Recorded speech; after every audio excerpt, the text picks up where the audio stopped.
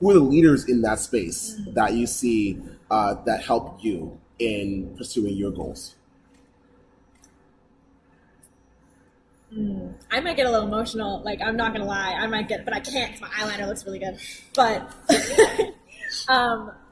when I joined that team in such a vulnerable state, like both physically and mentally. Okay. Like physically in a way that, like, at that time we were still into COVID. We were sort of coming out of it. Like, I've only been playing for that team a year this past January. Okay. Like, that was the first time I showed up on that team for practices. And so at that point, I'm a huge advocate for, like, mental health. I've experienced it personally.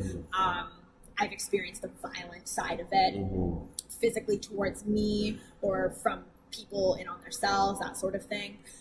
So huge advocate for it. And so my poor mental health was manifesting in physical traits, in like physical things that were happening to me. And it was horrifying. Like, it was absolutely horrifying. I go back and I look at that time and I was just like, oh my gosh.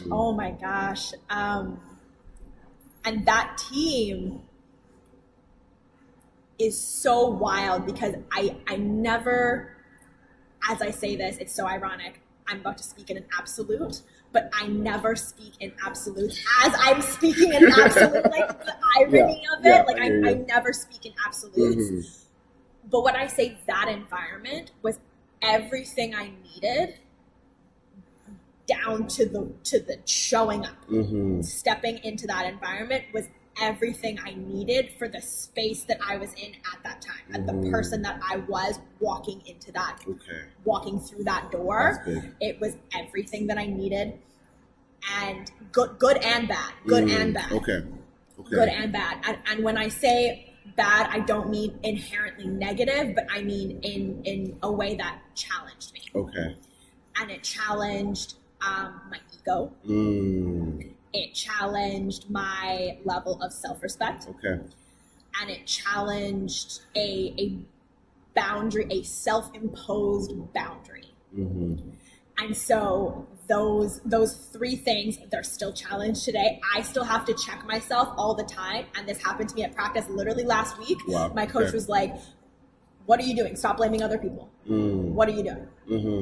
And it wasn't like anything outwardly vocal of me being like, well, why weren't you here? It was, I'm looking for a pass and nobody's there. And he was like, take some responsibility. And it's little things like that. And he's never shouts, he never screams, like anything like that. My coach he's the type of coach, again, the perfect coach who I needed at that time, because I couldn't believe in myself and I needed somebody to believe in me.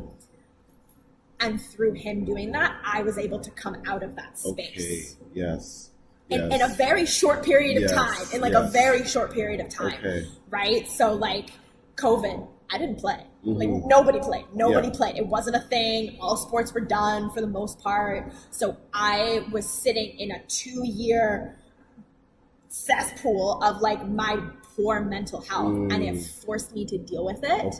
Because I couldn't deflect. I couldn't go off and do anything. I had to deal with it because it was staring me in the face every day, every single day. And as horrible as COVID was, as horrible as it was for a lot of people, I'm thankful for the box that it put me in. Because had that not happened, I don't think that I would have been able to move myself out of there. Like, at all.